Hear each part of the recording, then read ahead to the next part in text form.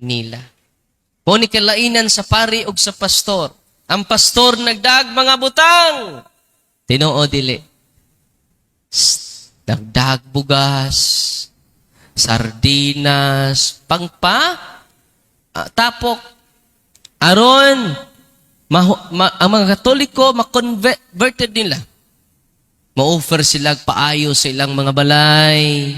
Tinoo dili. Kaya mga pastor, nagda og mga butang.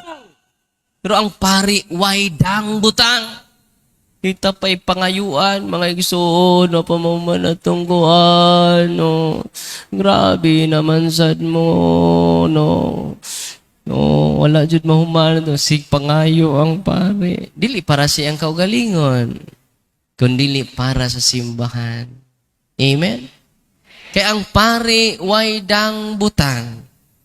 Ang mga choir in town, may nga jutay lang kini, kuhaan pa gayon. Maong kami nagbagot bo.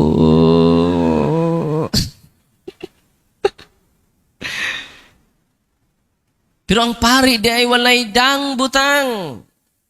Kaya ang pari, nagdala siya sa tag-iya sa tanang butang.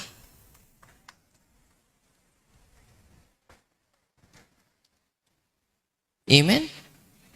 Una nag-isa sa pari, mangluhod muntanan, labi na itong makaluhod. Kaya ni anhi mo sa simbahan, dili tungod kay gwapo ang pari. Si Father Robert. Oo. Purya gaba.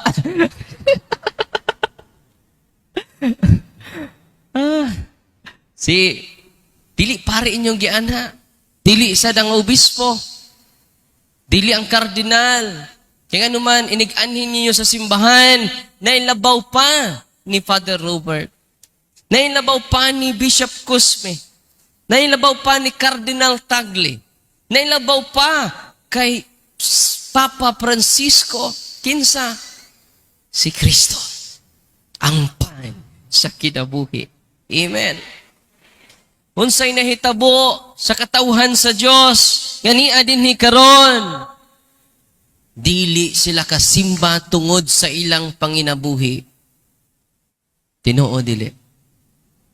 Di sa kumusimba kay manginabuhi.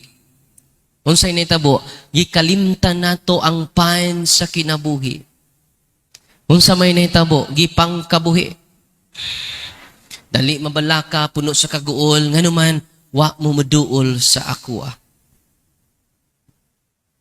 Nga mao ang tinubdan sa kinabuhi. Nagubot na ba imong hunahuna? Gubot paslukot imong kinabuhi? Duol kamo kanako kay papahulayon ko kamo. Asa si Kristo? Ni asa tabernakulo hilom nga nagpaabot kanimo o kanako.